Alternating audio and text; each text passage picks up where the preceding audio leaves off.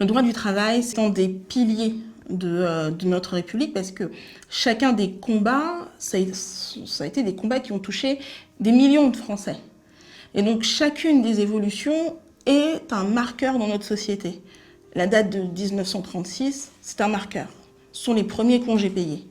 15 jours à l'époque, aujourd'hui on est plutôt sur 5 semaines.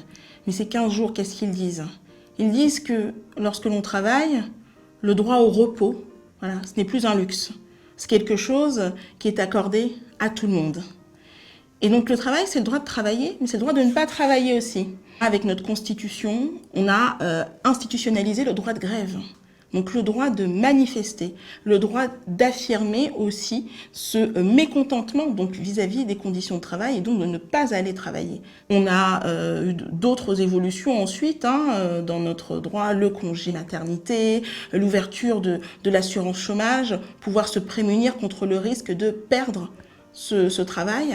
Donc tout ça, ce sont des constructions qui se font au fil de l'évolution de notre droit et qui sont à chaque fois des marqueurs importants puisque ça dit aussi quelle société nous voulons. Il y a un élément qui est vraiment l'élément déterminant dans un droit du travail. C'est qu'il y a deux catégories de personnes, les salariés et les employeurs. Et donc il y a un lien de subordination entre les deux. C'est-à-dire que les salariés exercent leurs fonctions sous l'autorité de l'employeur. Et le droit du travail, son rôle, c'est de s'assurer que dans l'exercice de ce lien de subordination, eh bien, on garantisse tout de même un maximum de droits et de protection pour tous les salariés. Il y a un lien de subordination, mais ce lien de subordination ne permet pas à l'employeur de faire tout et n'importe quoi.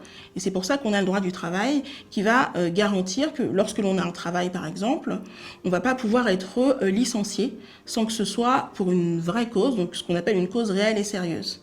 Et à côté de ça, l'employeur, en effet, il a le droit de se séparer d'un salarié qui n'exercerait pas ses fonctions telles que prévues par le contrat de travail. Mais ce sont vraiment les deux éléments, il y a un lien de subordination et il y a des protections qui sont prévues par le contrat de travail, par le droit du travail pour tous.